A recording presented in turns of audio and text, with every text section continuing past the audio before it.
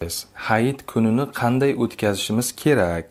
Umuman u kunda qanday amallar bajarishimiz kerak? Oldindan rahmat. Alhamdulillah va salatu vassalamu ala rasulillah. Hayit namoziga aloqador masalalarni inshaalloh keyingi darsda tafsilot bilan aytamiz, chunki yana bitta juma bor ekan. Keyingi suhbatda yana bitta juma bormi Abduqayim? Yo'q, oxirgi jumamiz. Oxirgi jumami bor. Demak hayitgacha boshqa juma yo'q-a? Yo'q. Mashaalloh. Demak, bugun demak hayit namozini qanday ado etiladi? Kimlarga vojib bo'ladi degan masalani demak tafsiloti bilan gapirib o'tsak bo'laverar ekan. Payg'ambar sallallohu alayhi vasallam hayit kunini bayram bo'ladigan, xursandchilik qiladigan va eng haligi musulmon odam hayotida xursandchilik qilish uchun birinchi o'rinda turadigan kun ekanligini o'zlari hadislarda ta'kidlaganlar.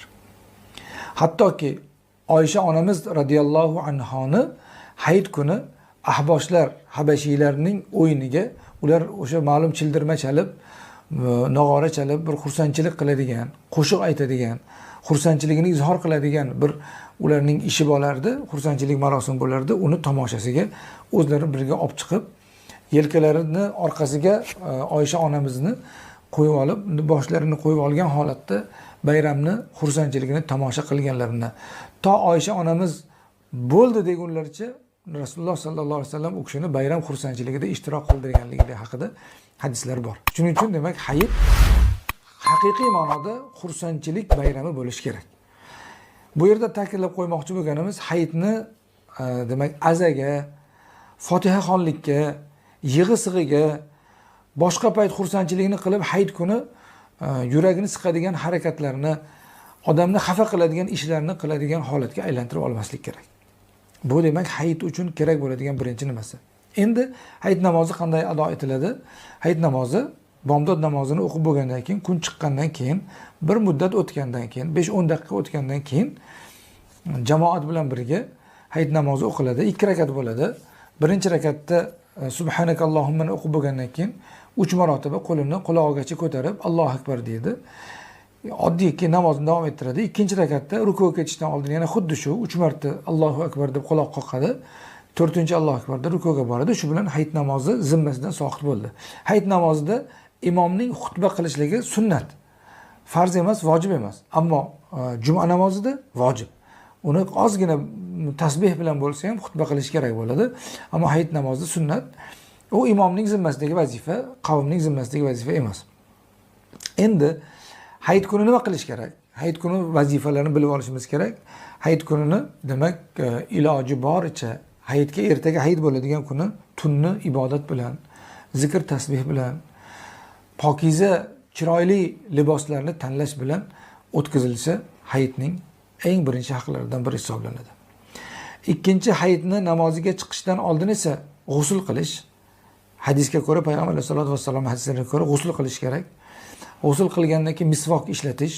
Yani hozirgi zamondagi misvokning o'rnini to'ldiradigan o'sha tishni tozalaydigan maxsus tish cho'tkalari bilan tishini yaxshilab tozalab, keyin g'usl qilishligi hayitning demak eng sunnatlaridan biri hisoblanadi. Keyin hayit uchun alohida yangi libos bo'lsa agar insonda, ya'ni doimo inson bir yangi libos sotib olishga ehtiyoji bo'ladi. Shu libos sotib olishini ikkita hayit namozidan oldinga inson rejalashtirsa, ham hayitning sunnatini bajargan bo'ladi va hayit uchun bir yangi kiyim kiyib namozga chiqqan bo'ladi.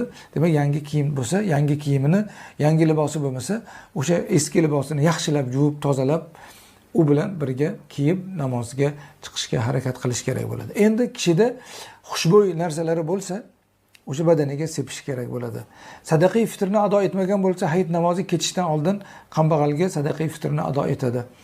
Endi masalan ertaga Ramazon hayiti bo'lgani uchun namozga chiqishdan oldin ertalab ozgina biror narsa tanovul qilib, ovqatga o'xshagan, shirinlikka o'xshagan, choyga o'xshagan narsani iste'mol qilib keyin chiqib ketishligi ham hayitning mustahablaridan hisoblanadi. Bu demak yaxshi bo'ladi. Yana bir hayit namoziga borishda bir sunnat bor, ko'pchilik bilmaydigan. Hayit namoziga borishda ketishda bitta yo'l bilan, qaytishda ko'chaning boshqa yo'li bilan, boshqa ko'cha bilan qaytishlik hayitning sunnatlaridan, mustahablaridan bo'ladi. Shunday qilsa, sunnat qilgan bo'ladi va shu sunnatga muvofiq katta bir ajrni ado etgan bo'ladi, o'ziga zimmasiga olgan bo'ladi. Hayitdagi yana bir nima, hayit kuni o'zini yaqinlari, ayniqsa ota-onasini, qarindosh urug'larini, mahalla ko'ydagi beva bechora muhtojlarni xabar olib, ularning ko'nglini ko'tarsa, eng katta hayitning demak sunnatini ijro etgan bo'ladi inshaallohu taolo. Tabiiyki faqir, yetim, miskinlarni xabar olish ham hayitning odoblaridan biri hisoblanadi. Mana shulardan iborat desak bo'laveradi. Vallohu a'lam bissavob.